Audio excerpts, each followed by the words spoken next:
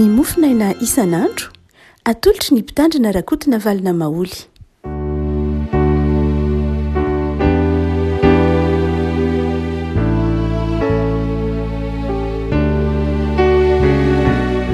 Fanarahantsika revako malala traty ity sabotsy fahafolo ny volana aogositra ity. Ny mofinaina voalahatra ao antsika dia ny pistily ho an'ny hebreo toko fahafolo, raisina amin'ny andininy fahasivy ambin'ny folo ka hatramin'ny andininy fahadimy amby roapolo. Hebreo toko fahafolo, andininy fahasivy ambin'ny folo ka hatramin'ny andininy fahadimy amby roapolo. Amin'ny anaran'i Jesoa. Ko amin'izany rahalahy, satria manana fahatokiana hiditra ao amin'ny fitoerana masina isika noho ny ran'i Jesoa,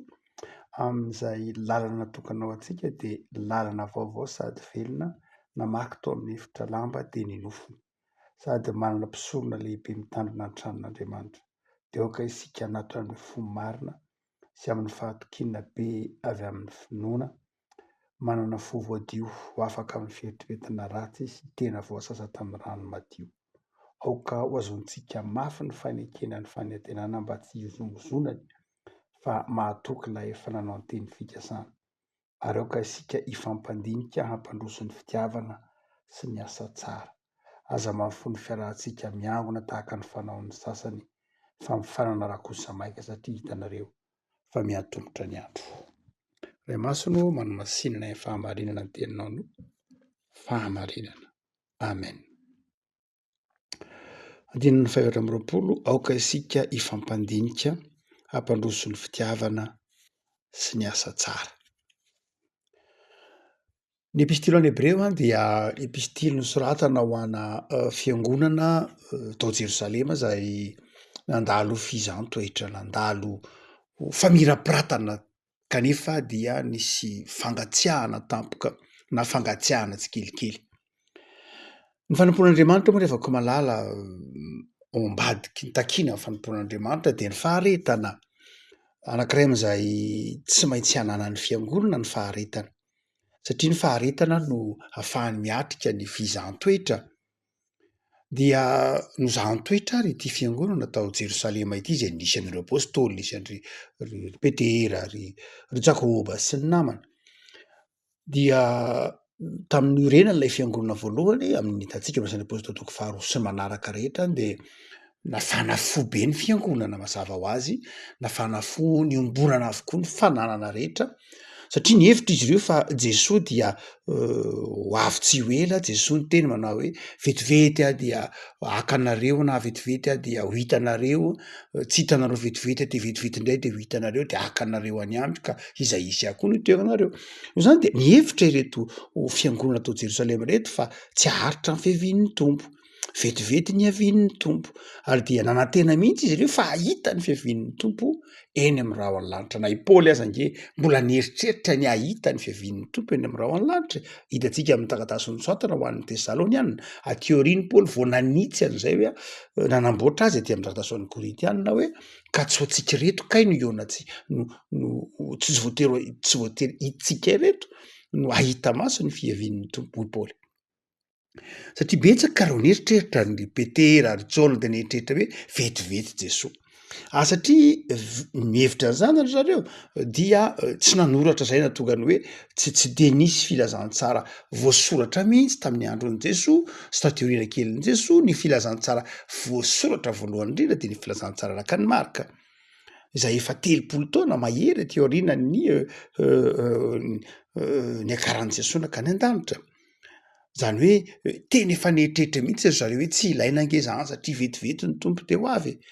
Mandrakariva moa ny fampianaran'i Jesoa ange tsy azon'ny mpianatra. Raha ohatra ka mamaky ny filazantsara araky ny Marka isika dia ahita mihitsy ny tenin'i Jesoa efa donto ny saina, nareo ve fotsy saina, nareo tsy mahazo resaka mihitsy. Jesoa mamerimberina izany teny izany ao amin'ny Marka satria tsy azon'ny mpianatra mihitsy ny fampianaran'i Jesoa. Intelo ary Jesoa ny teny manao hoe tsy maintsy ho faty nge ny zanak'olona fa tsy azon'ny mpianatra. No zany dia nihevitra mihitsy ireo mpianatra ireo fa vetivety Jesoa dia hiverina. Kinanjo tsy vetivety Jesoa dia niverina. Tsy vetivety Jesoa dia niverina, tsy hoe sanatria tsy maika izy fa zao satria Jesosy tsatrany Jesosy ny olona mifandahara amin' Jesosy de ny hoe ho voavonjy ny olona rehetra ho voatory ny filazantsahatra ny amin'ny farantany de tsy mbola tonga ny tompo ary ny tompo ny teny an'izany tsy ho an'ny mpianatra ihany fa ho an'ny ho an'izao tontolo zao ho an'ny taranaka aty aoriana aty aoriana izy ireo vao nahatakatra an'izany satria aty aoriana vao nahatakatra an'izany izy dia ireo ny ombom-pananana tam'izany fotoana zany de kify hoe tsy tonga akory Jesosy aizy Jesosy zahay lany vola fotsiny to zay foana mamoaka vola zay namidinay ny fanananay no entina teo amin'ny tongotry ny apôstôly sy ny sisa rehetra dia niemitra ireo kristianina tao Jerosalema ny nangatsiaka izy indrindra ny kristianina tao Jerosalema tsy de betsaka mpanan-karena satria ny jiosy any dia nandahany Jesosy tompo sy mpamonjy ny jiosy mpanan-karena nanan-katao fa saika reo olo tsotra no nanaraka no nino an Jesosy tany am-polohana ary dia ireo zany no nitondra ny fananana sy zay rehetra mety teo aminy mba hifampizarana ary dia hoy ny teny asan'ny apôstôly tsy nisy nahantra tsy nisy oro teo amin'izy ireo satria niomborany avokoa ny fananana rehetra saingy tsy naharitra ilay izy tsy naharitra noho ny antony maro samihafa tsy naharitra noho ny lafin'ny ara-panahy tsy naharitra koa noho ny lafin'ny ara-pitantanana tatsika fa asan'ny apôstôly toko fahenina fa nitaraina reo helenista manao hoe reo tsy jiosy zany manao hoe fa maninona no to misy fiangarana nahoana ny to tsy mba mahazo fiantrano to tsy mba mahazo fanomezana to tsy mba mahazo fanampiana ny zahay fa to tranenareo ihany to ny jiosy ihany ny to mahazo ny jiosy kristiany ihany to mahazo an'ilay izy zay no natonga ny fifidianana ny fidianana rodekôna hitantsika amin'ny asan'ny apôstôly toko fahenina ny fidianana azy fitolahy ka natonga mpianatra mitemana hoe manahirana anay zany fa lao zay hitandrina ny latabatra hitory ny tenin'Andriamanitra fa mifidianana reo de koa nampahanao hitantana zany asa soa zany asan'ny fiantrana izany azay raha teo na viniteny hoe de akoa anao zay mifamatotra amin'izany hoe asa soa na fiantrana dia na vokatrany dia ny anangatsika lay kristianina tao Jerosalema ny anangatsika satria nisy olana ara-panahy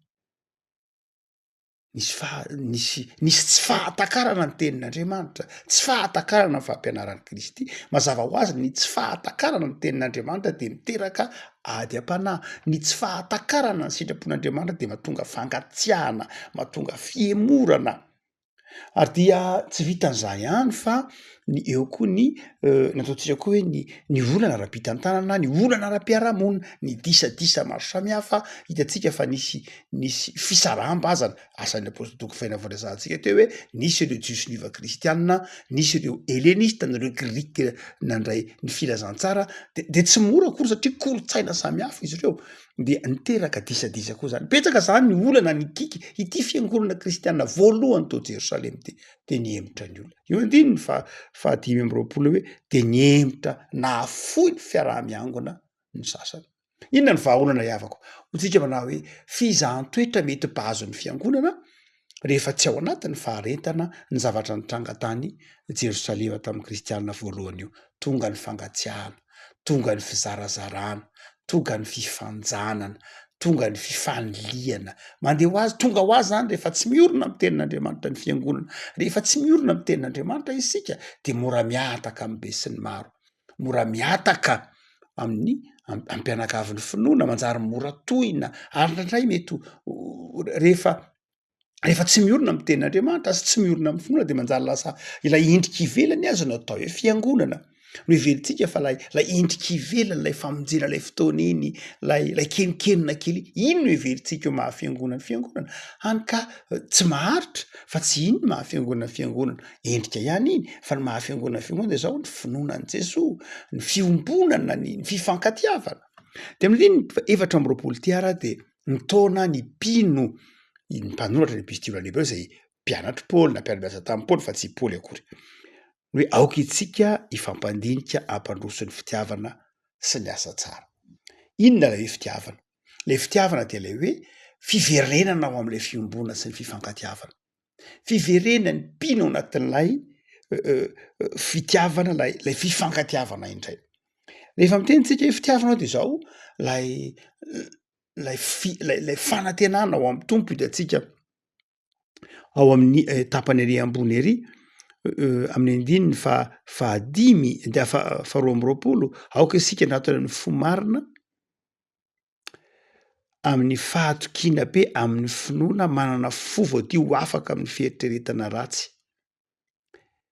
Sy tena voasasa tamin'ny rano madio. Aoka ho azontsika mafy ny fanekena ny fanantenana mba tsy hiozongozonany.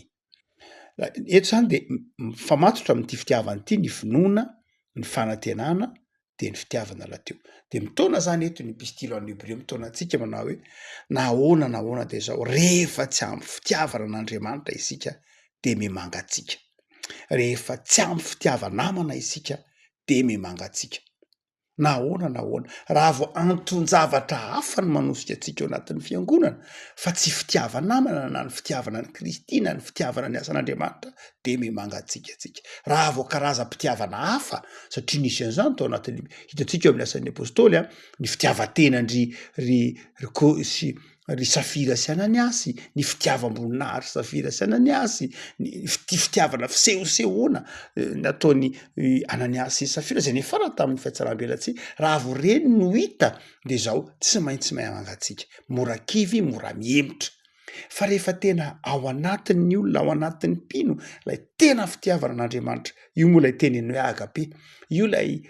tena fitiavana tsy mila tampony, tsy mila takalony. Rehefa tena ao anatintsika ny fitiavana an'Andriamanitra de zao tsy miemotra isika. Na inona fizahantsoetra lalovana fa miemotra isika, mangatsika isika rehefa tsy ampy fitiavana. Zay nge mahatonga ny pistilo an'ny Hébreo nanao antsoavy Hébreo 7:7 manao hoe fa isika tsy mba naman'izay emotra amin'ny fahaverezana fa naman'izay mino ho amin'ny famonjena ny fanahy. Mamerimberina mikasika ny fiemorana mihitsy ny pistilo an'ny Hébreo hoe tsy akasitrahan'Andriamanitra ny fiemorana. Inona moa le fiemorana? Fialana amin'ny fitiavan'Andriamanitra, fialana amin'ny fahatokinan'Andriamanitra, ka fiheverana ny fiverenana amin'ny fitokisantena. Satria kivy zany hoe zay foana ve Jesosy ny manome zay ny mamelona. Aleo indray zay hiverina ny am'izao tontolo zao, ianao tsy tonga, ianao elabe, vao elabe zay ny andro, ianao tohotsan'ny tsy tonga ianao. Zay raha sanatriano nahatonga ny pistilo an'ny Hébreo eto, zay nahatonga ny Hébreo ny emotra. Ry havako malala, eto zany de tian'ny pistilo an'ny Hébreo hiverina amin'ny fitiavana voalohany sika, de le fitiavana inona? Lay fitiavana an'Andriamanitra, lay fitiavana madio, fitiavana tsy misy tampony, fitiavana mahafoy ny zavatra rehetra ao an'Andriamanitra. Mahatoky io Andriamanitra io dia tianao miverina amin'ny fotoana io, tsy manadino mitoky efa nomeny io, ary zany fitiavana zany de manjary tonga fitiava-namana. Fa ny faharoa de zao ny pistilo an'ny Hébreo manao hoe mila mifampandinika isika, mila mifanatony tsika mba hampandroso koa ny asa tsara. Lay asa tsara de zao lay fahafozana zay niresahantsika teo. Ny asa tsara de zao zay ataon'ny fiangonana, zay ataontsika amafiorina ilay fifandraisan'ny fiangonana. Jesosy angery avako malarana tetỳ am'izao tontolo zao de tsy nanorina fiangonana rafitra akory fa nanorina fiangonana communauté. Jesosy raha nanorina namaika an' Jesosy aloha voalohany indrindra de lay communauté na lay fiombonana zay ny voalohany mahafiangonana fiangonana. Tsy ilaina akory ny rafitra mazava ho azy. Rehefa fiangonana tsisy rafitra, tsisy fitsipika de ny devolony manjaka ao Martin Luther. Fa izao ny voalohany de zao ny tsy tokony ho adinoina fa tsy ny rafitra akory ny mahafiangonana fiangonana fa ny fifankatiavan'ny mpino, lay olona mifankatia, lay olona miara-mifampandinika, miara-mikando, manao hoe atao ahoana moa ty filazantsara ty, ahoana ny itorian'ity filazantsara ty, ahoana no ampelezana ny filazantsara, ahoana no atonga ny filazantsara ho tonga ny amin'ny farantany, ahoana no atonga ny olona ho an'i Kristy. Ny fiangonana dia lay atserovan'ny olona tsirairay hoe communauté, hoe za nge de mananamana, za de manan-kavana, za de manana raita-po ato anatiny ty fiangonana ty. Zay mahatonga ny tompo angena lasa ny tongotry ny mpianatra. Jaona 2:12 nosasan'i Jesosy ny tongotry ny mpianatra 2:12 ary teny 2:12 ary zao de mbola nivavaka ho an'zany fiombona sy ny fifankatiavan'ny mpino zany no hoe zava-dehibe nanasan'ny tompony tongotry ny mpianatra, atserovany hoe communauté izy, fiangonana izy, raitam-po zany.